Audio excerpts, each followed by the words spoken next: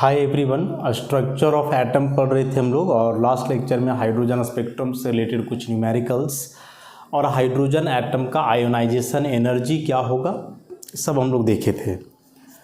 आज का जो टॉपिक होगा फ़िलहाल अभी के लिए वह है limitations of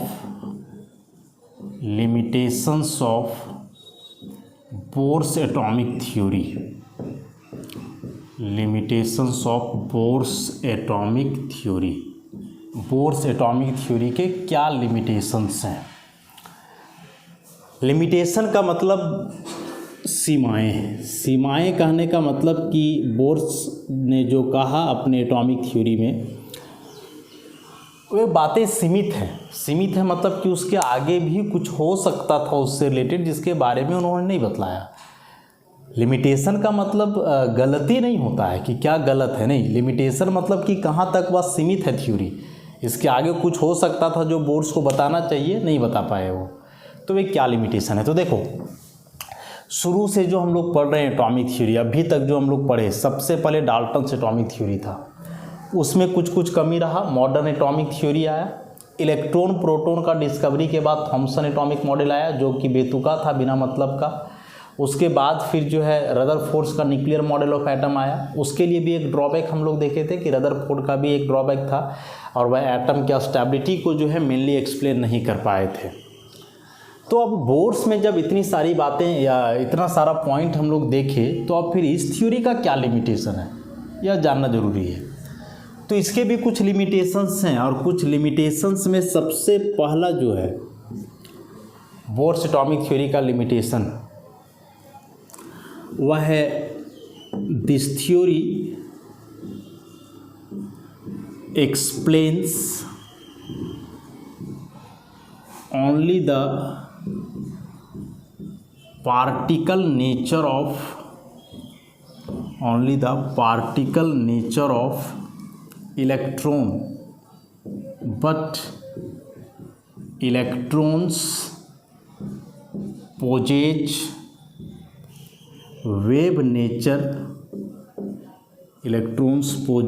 wave nature also, which has been explained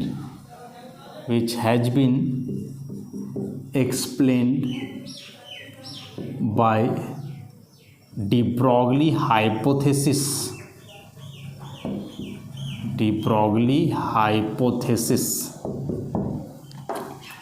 समझोगे ध्यान से। इस थ्योरी के अनुसार मतलब कि इस बोर्स एटॉमिक थ्योरी के अनुसार जो एक इलेक्ट्रॉन होता है वह पार्टिकल नेचर पोजेज करता है। लेकिन बोल रहा है कि यहाँ तक ठीक है, इलेक्ट्रॉन पार्टिकल नेचर पोजेज करता है, इसमें कोई गलती नहीं है, लेकिन इलेक्ट्रॉन का वेव नेचर भी होता है। पार्टिकल नेचर के अलावे इलेक्ट्रॉन का वेव नेचर भी है। अब तो इसके लिए फिर पार्टिकल और वेव में अंतर जानना होगा कि पार्टिकल और वेव में क्या अंतर है। तो देखो क्या क्या अंतर है। पार्टिकल के लिए मास होता है, वेव का कोई मास नहीं होता है। वेलोसिटी इसके लिए भी होगा, इसके लिए भी होगा। अब पार्टिकल का मास और वेलोसिटी दोनों है तो मास इंटू वेलोसिटी मतलब कि मोमेंटम होगा। इसका मास नहीं है, वेलोसिटी है, तो एक चीज़ नहीं है तो मोमेंटम तो इसका नहीं होगा। पार्टिकल्स जो है काउंटेबल हैं, पार्टिकल को काउंट कर सकते हो।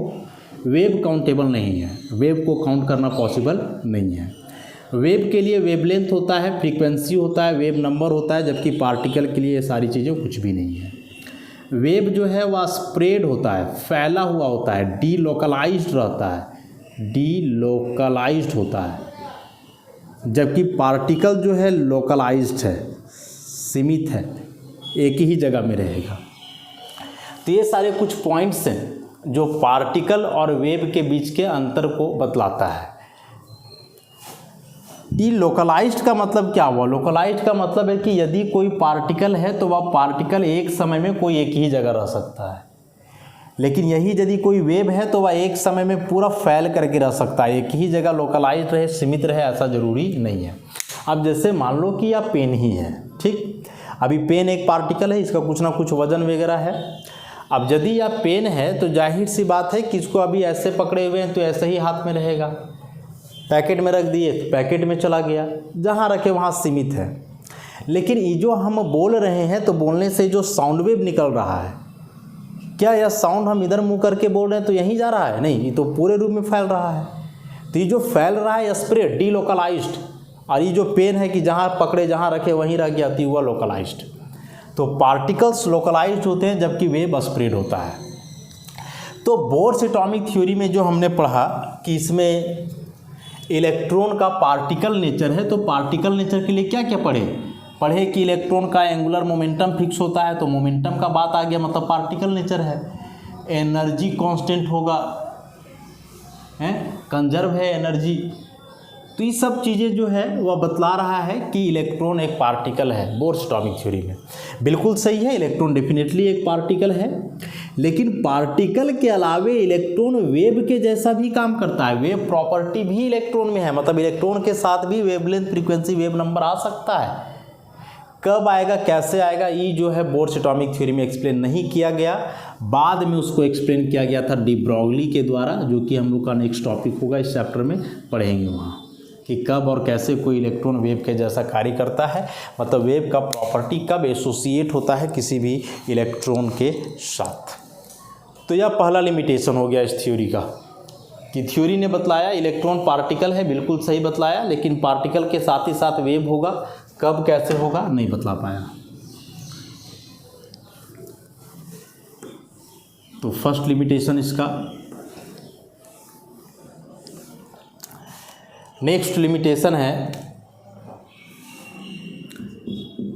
It explains only the planar motion, इसको टू डायमेंशनल मोशन भी बोलेंगे। It explains only the planar motion of electron, but electrons may have three-dimensional motion also, three-dimensional motion also। Bohr's atomic theory में हम लोग क्या पढ़े, इसमें पढ़े कि सेंटर में न्यूक्लियस है, इलेक्ट्रॉन न्यूक्लियस के चारों ओर रिवॉल्व कर रहा है एक सर्कुलर पाथ में, जिस सर्कुलर पाथ को हमने बोला ऑर्बिट। चूँकि ऑर्बिट एक सर्कुलर पाथ है, सर्कुलर पाथ है कहने का मतलब कि यह एक सर्कल के जैसा है। अब एक सर्कल जो है वह टू डायमेंशनल फिगर होता है। देखो दो प्रकार का शेप होता है ना, 2D और 3D।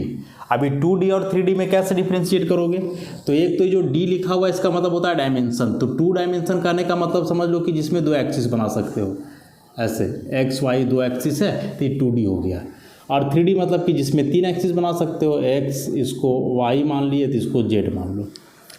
तो एक तो ये तरीका हुआ पहचानने का। दूसरा तरीका इसमें पहचानने का है कि वह फिगर, वह शेप जिसका केवल और केवल एरिया निकल सकता है, वॉल्यूम नहीं निकल सकता है, तो वह 2D कहलाता है।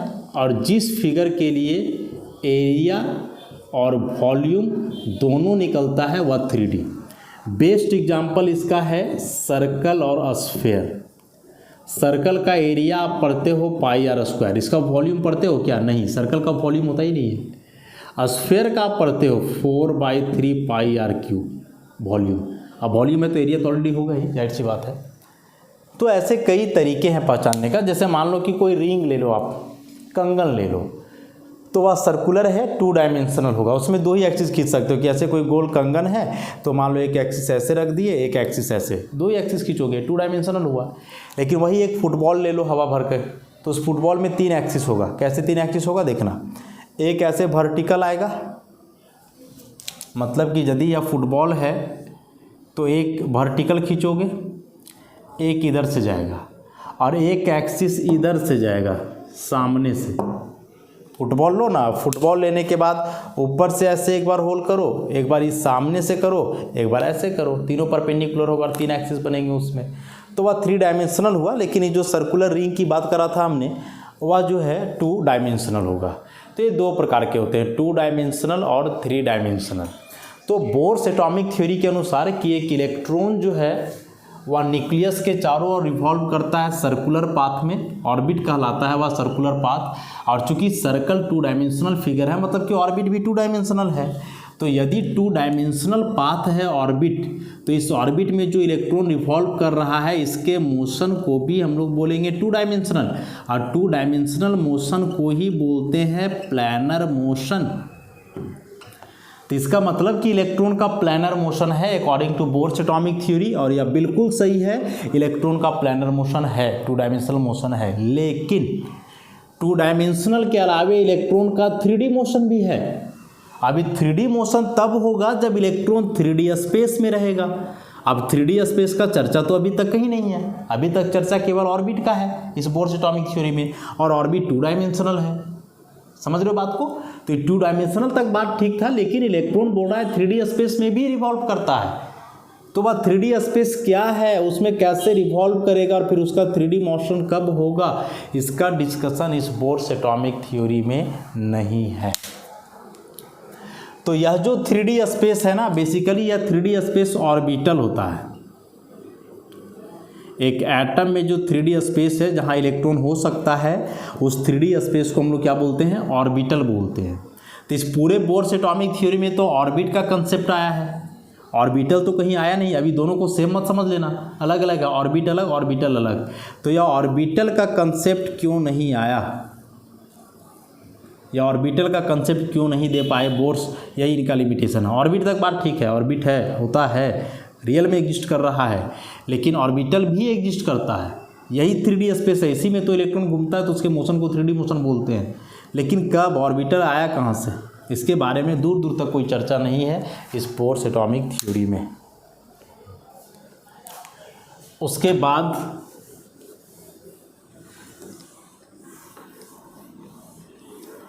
नेक्स्ट जो है बोर्स एटॉमिक थ्योरी का एक लिमिटेशन था, लिमिटेशन मतलब एक पोस्टुलेट था बोर्स एटॉमिक थ्योरी का।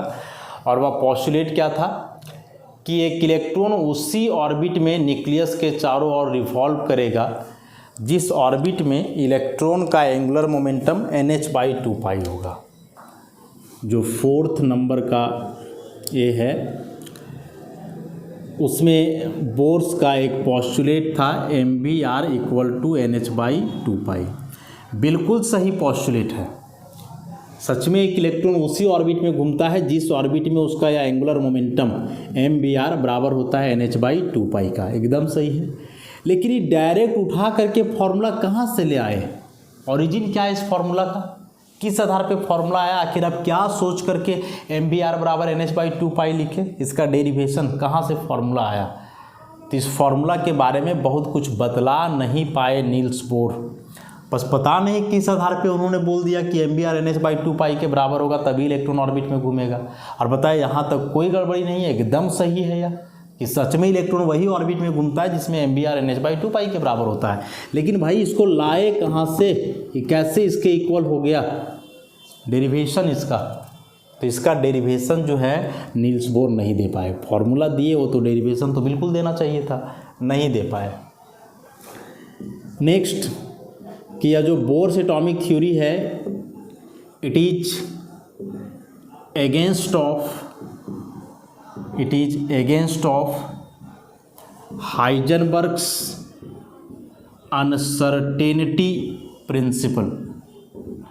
हाइजेनबर्ग अनसर्टेनिटी प्रिंसिपल के खिलाफ है यह रूल। तो यह हाइजेनबर्ग अनसर्टेनिटी प्रिंसिपल क्या है, पहले तो इसको जानना होगा। तो हालांकि इस हाइजेनबर्ग अनसर्टेनिटी प्रिंसिपल को काफ़ी डिटेल में पढ़ना है, इसी चैप्टर में 1-2 लेक्चर्स में हम लोग पढ़ेंगे आगे हाइजेनबर्ग अनसर्टेनिटी प्रिंसिपल को, लेकिन चूंकि फ़िलहाल आ गया तो हम लोग को जानना होगा। हाइजेनबर्ग अनसर्टेनिटी प्रिंसिपल क्या बोलता है कि यदि कोई माइक्रोस्कोपिक पार्टिकल है, माइक्रोस्कोपिक पार्टिकल मतलब कि बहुत छोटा पार्टिकल, वही electron, proton, neutron, atom, molecule के जैसा पार्टिकल, और यदि यह पार्टिकल मोशन में है तो इस मूविंग माइक्रोस्कोपिक पार्टिकल का एक साथ पोजीशन और वेलोसिटी दोनों डिटरमाइन करना पॉसिबल नहीं है। It is impossible to determine both the position and velocity of a fast moving microscopic particle simultaneously with accuracy. यह असंभव है एक तेज गति से घूमते हुए बहुत छोटे पार्टिकल के लिए उसका पोजीशन और वेलोसिटी दोनों को एक साथ सही तरीके से मापना। दोनों एक साथ माप सकते हो लेकिन सही तरीके से नहीं। माने कोई पार्टिकल है बहुत छोटा जो घूम भी रहा है, तो घूम रहा है तो वेलोसिटी तो होगा ही कुछ ना कुछ उसका। अब उस दरमियान उसका पोजीशन, तो वेलोसिटी और पोजीशन दोनों को एक साथ सही तरीके से मापना पॉसिबल नहीं है। यही बोलता हाइजेनबर्ग अनसर्टेनिटी प्रिंसिपल। तो इसके खिलाफ है बोर। ये प्रिंसिपल सही है, ये सही बोला है कि यदि कोई पार्टिकल तेज गति से घूम रहा है तो एक साथ उस पार्टिकल का पोजीशन वेलोसिटी दोनों मापना संभव नहीं है सही तरीके से, बिल्कुल सही है। लेकिन इसके खिलाफ जाता है बोर। तो कैसे खिलाफ है उसको समझो। बोर्स एटॉमिक थ्योरी में जो हम लोग पढ़े कि एटम का सेंटर में न्यूक्लियस और इलेक्ट्रॉन इसके चारों तरफ सर्कुलर पाथ ऑर्बिट में रिवॉल्व कर रहा है, और फिर इस इलेक्ट्रॉन का न्यूक्लियस से दूरी क्या है, मतलब रेडियस।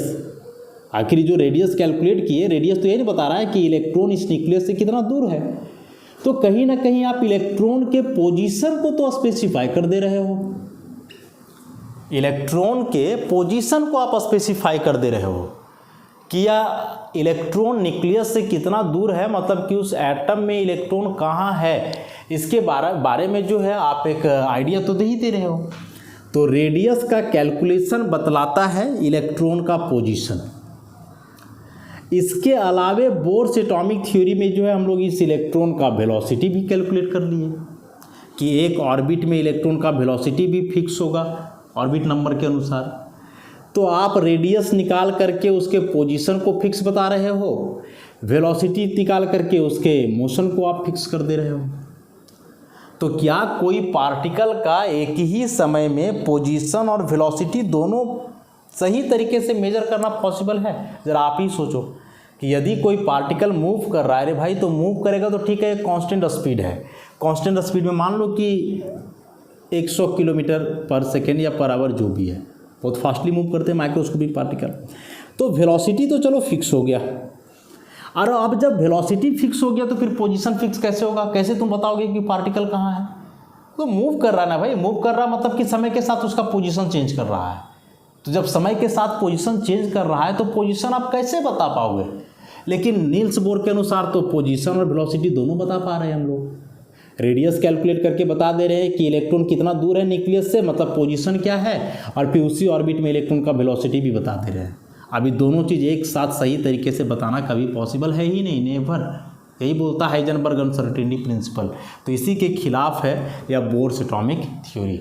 बोर्स एटॉमिक थ्योरी बोल देता है कि एक समय में इलेक्ट्रॉन का वेलोसिटी और पोजीशन दोनों डिटरमाइन कर लेंगे हम लोग, लेकिन हाइजेनबर्ग अनसर्टेनिटी प्रिंसिपल बोलता है कि ऐसा कदापि कभी भी संभव नहीं है।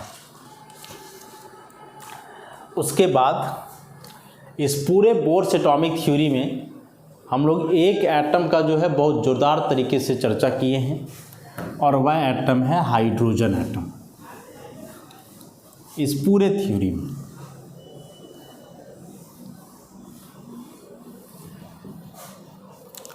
तो इस पूरे थ्योरी में जो है ना हम लोग हाइड्रोजन एटम पे बहुत जोर दिए हैं।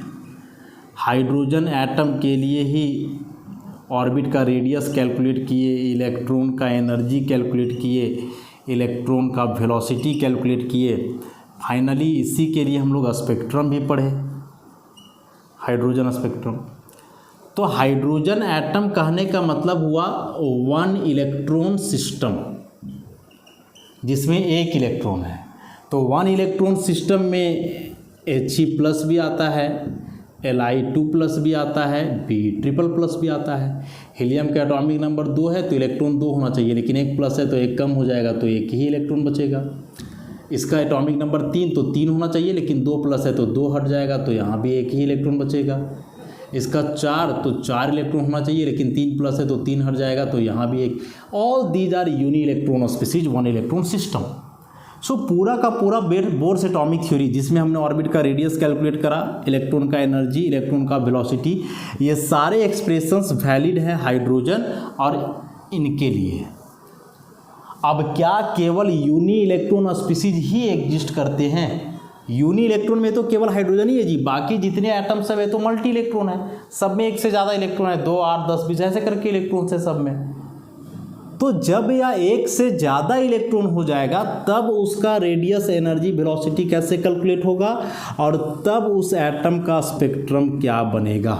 क्यों हम लोग हाइड्रोजन स्पेक्ट्रम पढ़े, हम लोग सोडियम का स्पेक्ट्रम क्यों नहीं पढ़े? इसमें कोई और एटम का स्पेक्ट्रम हमने क्यों नहीं पढ़ा? मैग्नीशियम का स्पेक्ट्रम नहीं पढ़ा हमने, क्यों नहीं पढ़े स्पेक्ट्रम इसका? ये सब एटम का मतलब कि ये सभी मल्टी इलेक्ट्रॉन एटम हुए, मल्टी इलेक्ट्रॉन सिस्टम।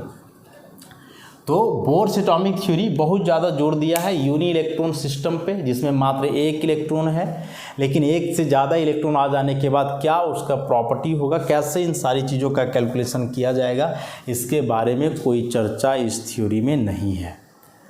अब हाइड्रोजन के लिए जो कैलकुलेशन बोर्ड ने किया उसमें कोई गलती नहीं है, वो सही है, बिल्कुल सही है, वो एप्लीकेबल है हाइड्रोजन और यूनी इलेक्ट्रॉन स्पीसीज और जितने हैं। लेकिन सब में तो एक ही इलेक्ट्रॉन नहीं ना है जी, एक से ज़्यादा इलेक्ट्रॉन है सब में, तो फिर उस सब एटम का क्या हाल होगा, कैसा उसका स्पेक्ट्रम बनेगा। जैसे हाइड्रोजन स्पेक्ट्रम के लिए आप लाइमन, बामर, पास्टन ब्रैकेट फंड किए, सोडियम और मैग्नीशियम के लिए वैसे क्या बनेगा। तीन बातों का कोई एक्सप्लेनेशन नहीं है इस बोर्स एटॉमिक थ्योरी में। उसके बाद एक अंतिम लिमिटेशन लास्ट है इसका limitation, it could not explain a Stark effect and Zeeman effect.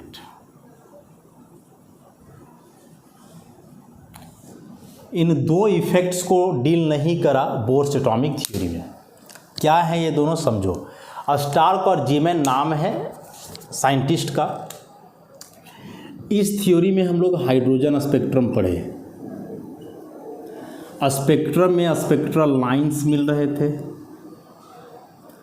Spectral lines मिल रहे थे और इन स्पेक्ट्रल लाइंस का definite energy, wave frequency, wavelength, wave number, ये सब भी हम लोग कैलकुलेट किए। ठीक, अब जैसे मान लो कि हाइड्रोजन स्पेक्ट्रम का ऐसा एक लाइन है, यह स्पेक्ट्रल लाइन है, मान लो कि यह क्या है, स्पेक्ट्रल लाइन है।